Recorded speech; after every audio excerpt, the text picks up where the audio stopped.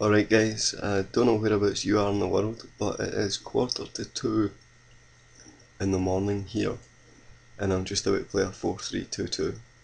I've been up since 7 o'clock, I worked for 10 hours and then went to a live draft, and I've still not had enough of my magic fix, so we're going for a 4-3-2-2.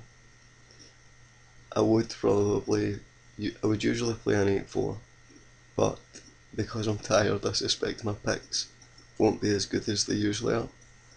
And I'll be happy to get any price support, let's say. So diving right into the first booster, straight away this jumps out to me. It's removal. Not only that, it's effectively a board wipe if you get to turn 6 with it. So that is definitely standing out. We've got the Goblin Rally. It's pretty strong. It was played against me tonight and it kind of swung the tide. Although my Selesnya deck never really took off. I've yet to do well in a live draft. I can do really well on the internet, no bother. Live, not so good. The Slum Reaper's not a bad card either. Although it's typical black, it's detrimental to you as well as your opponent. Commons that stand out, there's nothing in particular. This is probably the first common I would pick, followed by this, but for this pack it's going to be the Museum Mortars. We get past the Goblin Rally, Assassin's Strike. It's a very late game for removal and it's a sorcery, so I'm really not enamoured by it. None of the uncommons are really standing out. I might take the Goblin Rally just because I'm not likely to see another one. Common wise, God, there's not much to go on common wise either. The Guardian's always good for fixing if you think you're going to need to go 3 colours, but we're a bit early to make that decision. The Vassal Souls, do you know what, that's what it says in the tin, it's a 3-3-2-2 flyer. There is nothing terrible about that.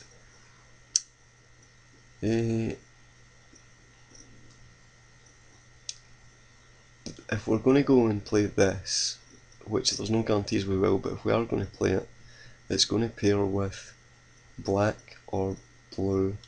So I'm going to go ahead and take the flyer. I like this more than the 4/1/1 goblins. So in this pack we've got past the Soulsworn Spirit, which I love. I think it's a brilliant card. It's one of those ones I didn't like originally, but it's grown on me. We've got the Hover Barrier, which is also strong. He's very good in turn 3, not so good if you draw him late on in the game, so that's his downfall. The Perilous Shadow is a card that I underrated. One of my opponents tonight drafted 2 of these, and it got to a stage where he had 8 mana on the table, and I just, with 2 of these out, and I couldn't profitably attack either turn. And he would just send 1 in per turn. I think we're going to go with the Soulsworn Spirit here. So we get the Azurius Key Rune, the Jailbreaker. The Void Wielder is also another card that's grown on me. It's good in a blue control deck. The Shred Freak is another good card we could run if we opted to go red. This is just pretty poor. Unless your opponent's running an artifact, then it really is a particularly bad card. I've not passed a lot of red, so I'm not worried about passing the Shred Freak to the guy on my left. We're going to go with the Void Wielder.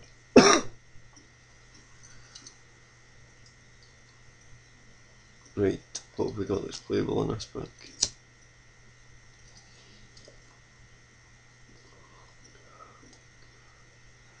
The Racecourse Fury is never bad.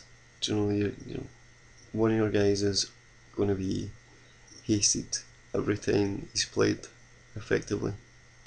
If you're only drawing one creature a turn, everyone has haste. Way! Celebrate everyone. Paralysing Graft is, I suppose it's a poor man's removal. I think we go with this guy. He's a 3 mana 2/1 and he cycles a card.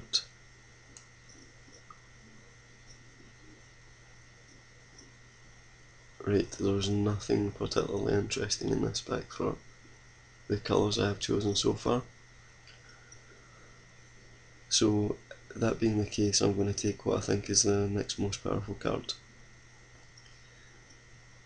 And it really depends on what direction we wanted to go. If we look at the colours we have just now, we have 3 blue cards and 2 red. Green really doesn't pair with any of them. We have the Goblin Electromancer, who's pretty good, but I'm going to take the Rakdos Rage guy. This pack's pretty straightforward. If you remember the abbreviations for how to draft, it's bombs, removal, evasion, aggro and draw. This pack has no bombs, but it has a huge removal spell, which I am definitely going to pick here. We've got another Shred Freak going past. This is quite good because it means the guy to my right probably isn't running Rakdos. I'd probably say a couple of players to my right aren't running Rakdos, so there's a good chance I'll see these again in pack 3. But we'll take the impact here. Now, what do we like in here? I do like my flying creatures, and this has the ability to counter a spell. Electrickery does exactly what it says in the tin, it gets tricky, but the 1 damage really, it's not that great. It does really wind up Azorius Arresters, but again, if you draw this late game, you're probably not wiping a board. So I'm going to take the Judge's Familiar. The Goblin Rally wheeled, as did this wall.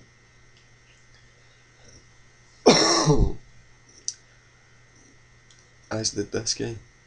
So maybe I'm right about this guy, maybe he's not that good because he's detrimental to you. I'm an aggressive player, this is a combo card and I'm really not going for the combo here, so we're going to say the Goblin Rally.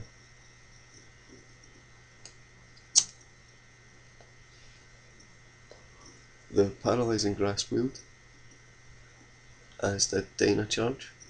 Both of these are not terrible.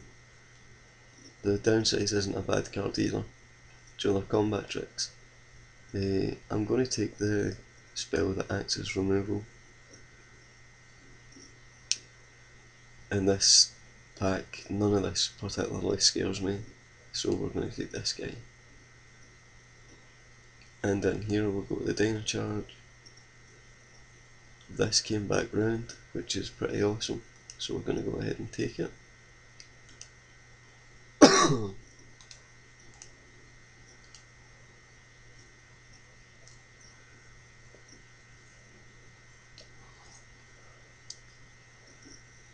I was thinking on the train on the way home that I haven't actually drafted an Izzet deck yet, and this is pretty much looking to be what this deck is.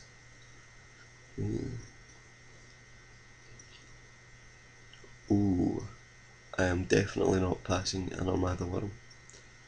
Apart from the fact it's probably going to be one of the most, if not the most valuable mythic in the set, there's no way I'm going to play against it in a sealed format.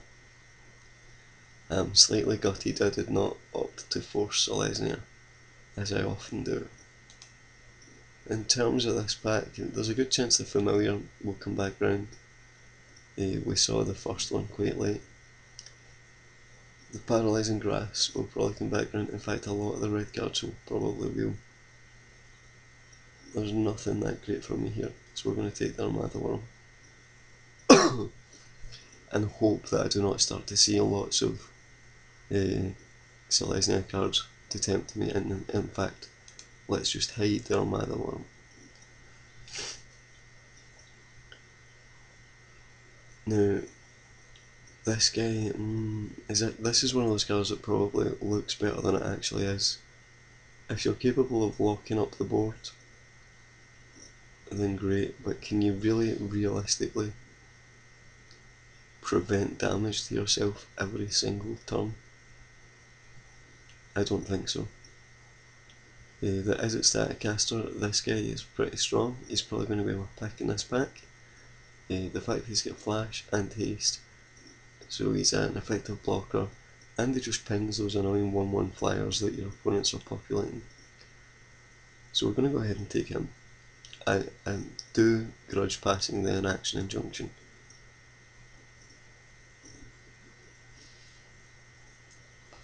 This pack is not fantastic,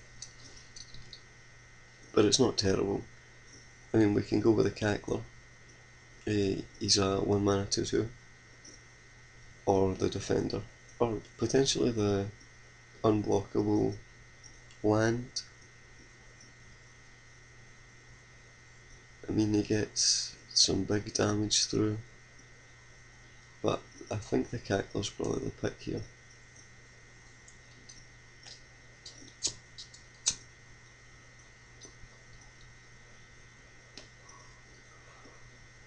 This is another pack that there's nothing particularly great for me. The Rune Wing I'm not a fan of, because you're effectively spending 4 mana hoping that your creature dies. This is going to be the pick. He's just strong. Even if a 3 mana 2/2 with first strike is pretty good, but if their board's empty, then you get a 3/3 with first strike. He's definitely my pick here. This pack is pretty easy. It's obviously going to be the foil plains. No, it's not really. We're seeing lots of these walls going about. I mean, I think, correct me if I'm wrong, but this could be my 4th, which could be pretty sick. But we're a bit late to start going for that strategy now. I think it's got with the counter spell here. I mean, this guy, if he hits the table, he's probably not going to die to anything.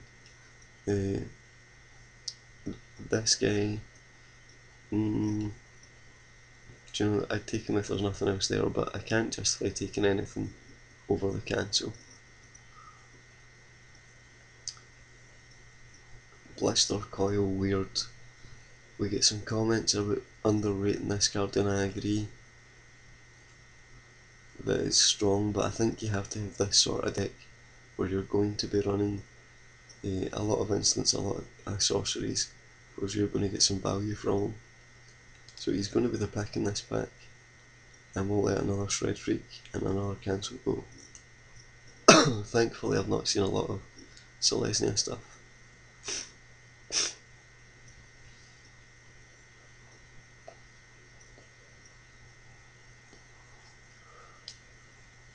I'm really begrudged to take another 6 mana 5/4, especially when we're only 5 picks into the pack.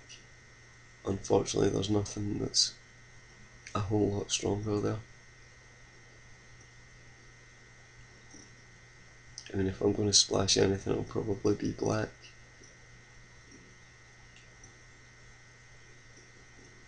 And this guy is pretty good, so we're going to take him. We get another Explosive Impact, and that's really the only card there is there. Excuse me. The cold has left me, but it's left me with a bad cough. Or that might be the cigarettes.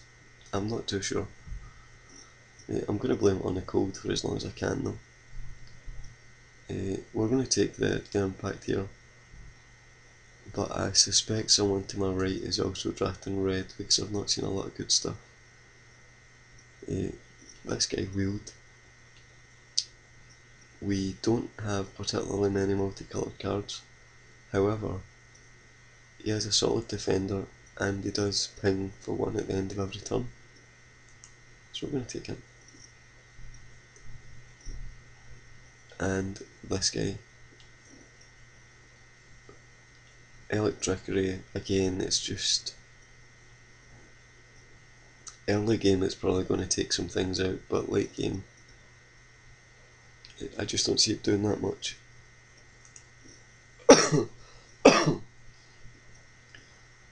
Let's take the mana fixing, just in case we do decide to splash Rakdos. This guy. Let's take the foil planes. And the cancel wield. How good is that?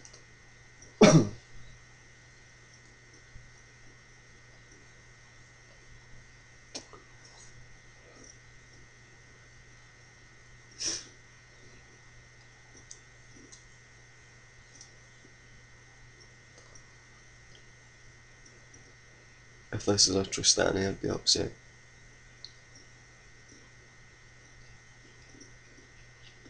Nope. It is a Chaos Imps, which I can totally justify taking here. Cards that are probably going to come back round to me, there's a good chance I'll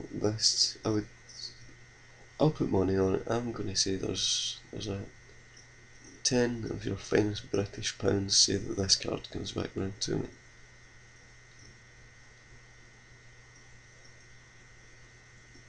Yeah, the Chaos Imps.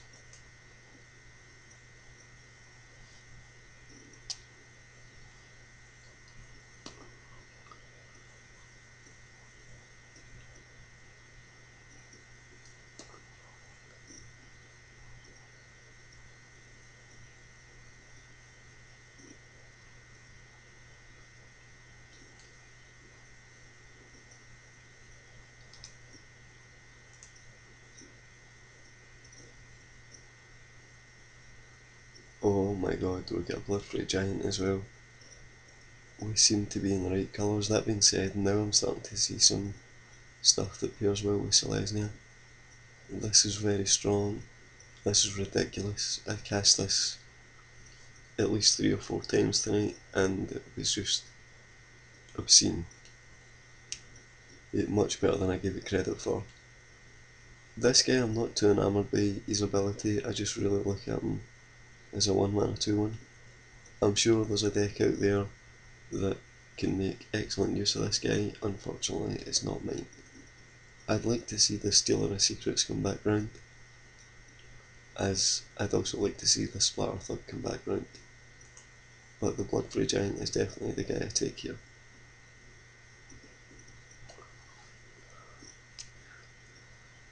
I definitely read it right, the guy on my left is not playing red.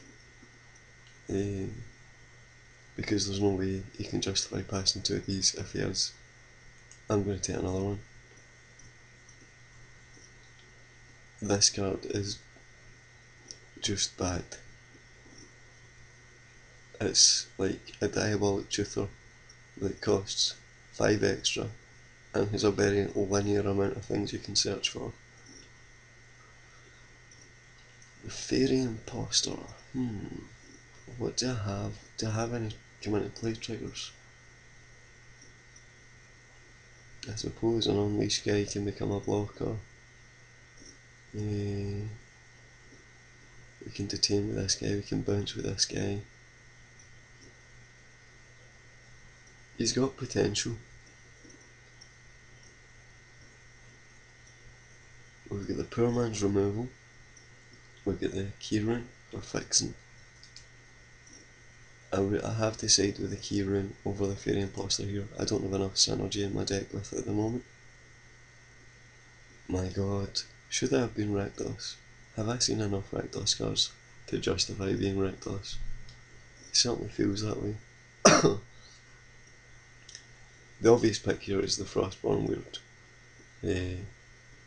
Like one of my commenters said, if he doesn't play anything in turn 3, then I'm getting in for lots of damage. And we're passing more Selesnya cards. Security, Blockade. Do I want to splash black for 2 of these guys and take out a Goblin Rally? Probably run 1 Explosive Impact. Well, what else are we looking at in this pack? This guy doesn't get picked, this guy doesn't get picked. This guy is the next logical pick. This is so much stronger.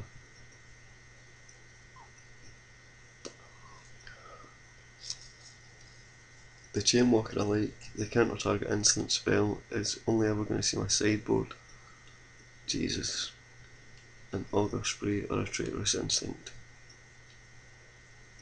I'm going to splash black. The removal of the instinct. It's got to be the removal.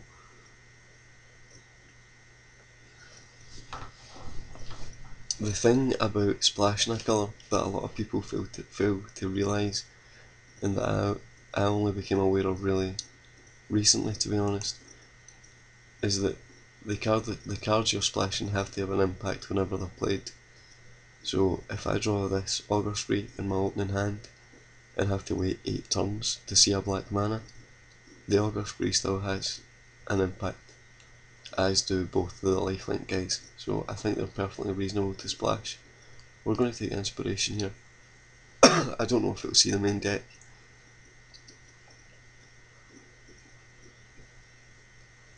So, although I'm splashing black, this isn't feasible. It requires 2 black mana, and it's got the 1 black in its ability, so it's just not feasible. I like Hexproof, it screws up lots of their removal, but we've got to take the second Electromancer. Did I just win a tenner? I believe that just wheeled. Did that just wheel? Sometimes I can call it quite well. It's going to be the Traitorous Instinct this time round.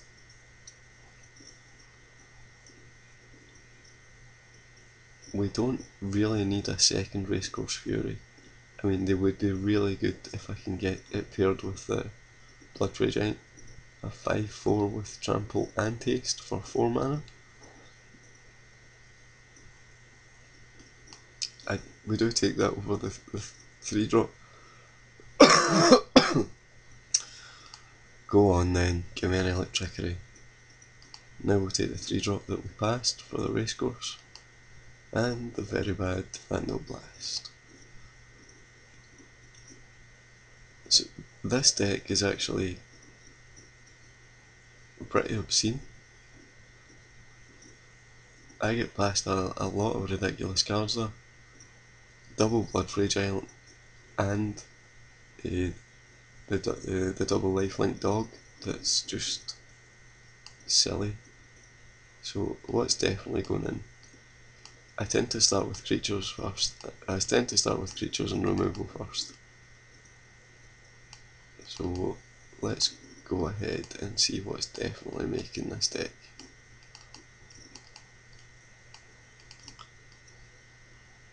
Do I want to run 2 of these guys?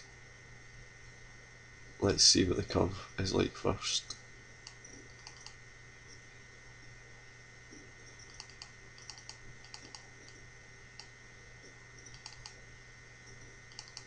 Yes, yes, yes. Yes, yes, yes, yes. These guys are in.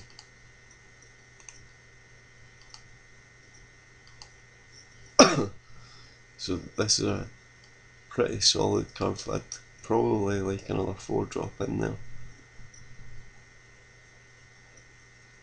I certainly don't want to go too heavy on the 5 or 6 drops because they'll clog up my hand, and I don't have any mana ramp to kind of run it up. So this is a possibility. This isn't. This is probably not going to see the deck, to be honest. The Instinct is a possibility.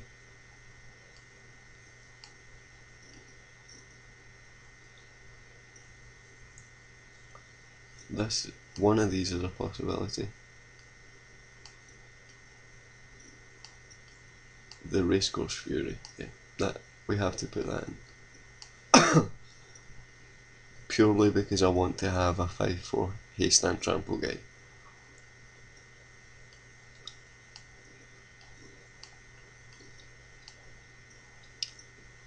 Yeah, so spot 23 is between these three cards. Now, Inspiration,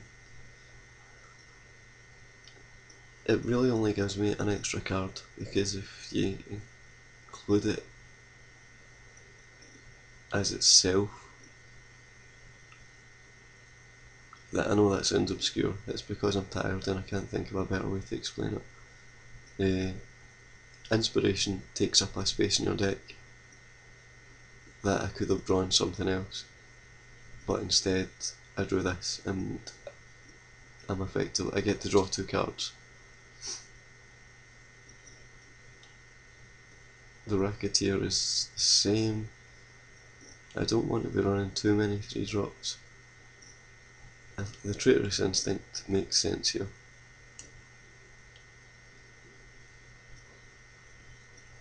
Especially after some of the damage it's caused me. So next we'll put in the Guildgate. Oh, the Keyring should really be in here as well, shouldn't it?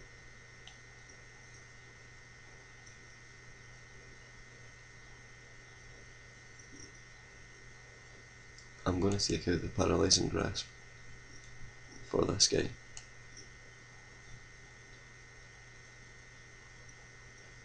My removal is pretty strong. I've got the Mizium Mortars, the Augur Spree, both cancels, an Explosive Impact, and a lot of creatures that he's going to need to be trading with, and he's probably going to be losing his creatures while mine will survive.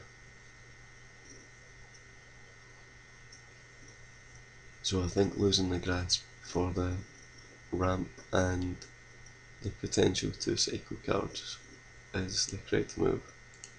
Let's see what it suggests. Okay, 1 swamp, that's not going to be getting ran. We're not running planes at all. Why is that there? Oh, of course, these guys must affect it.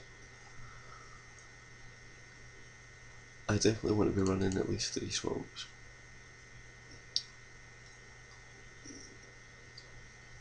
The 8 mountains is not far wrong. 3, 4, 5. So I definitely want to see an island before turn 3 though. Maybe we reduce this to 7, put this to 6, go with 3 swamps. Or maybe only run 2 swamps. And this guy is effectively 3.